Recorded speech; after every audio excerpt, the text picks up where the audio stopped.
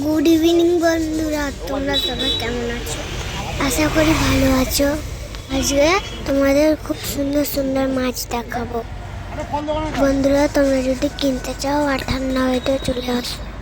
250 টাকায় বড় বড় মাছ পেয়ে যাবে তোমরা। আমরা এসেছি, তোমরা কিনতে চলে আসো। বন্ধুরা, তোমরা কমেন্ট করে জানা মাছগুলো কার কটা লাগবে। দেখতেই পাচ্ছ খুব সুন্দর মাছের মেলা বসেছে।